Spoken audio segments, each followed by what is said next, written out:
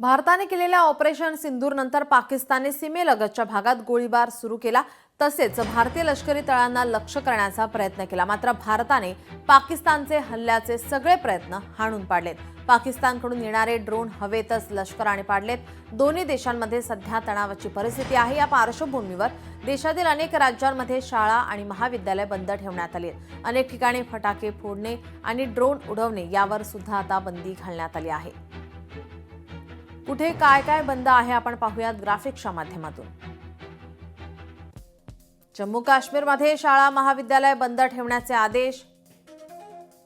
श्रीनगर विमानतळावर देखील high alert जारी, हवाई संरक्षण बॅटरी सक्रिय।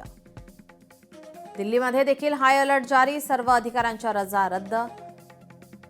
हरियाणातही पोलीस आणि आरोग्य कर्मचाऱ्यांच्या रजा रद्द।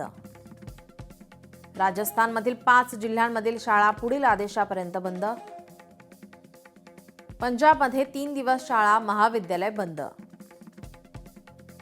अमृतसर प्रशासनाच्या नवीन सूचना, सायरन वाजला की सर्व दिवे बंद करा। हिमाचल प्रदेशातील उनातील शाळाही आता बंद ठेवण्यात आल्यात। बारमेरमधील बाजारपेठा सायंकाळी 5 नंतर पूर्णपणे बंद राहणार। जैसलमेरमध्ये संध्याकाळी 6 ते सकाळी 6 पर्यंत पूर्णपणे ब्लॅकआउट असेल।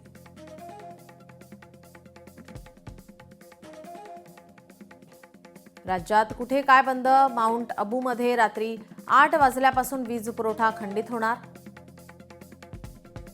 मोहालीत सिनेमा हॉल, शॉपिंग सेंटर रात्री 8 ते सकाळी 6 वाजेपर्यंत बंद असेल।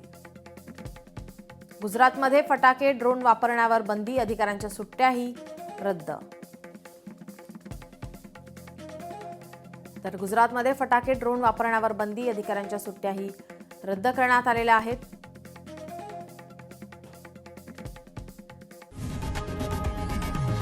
लोकशाही मराठी ऐका, पहा, जागरूक रहा।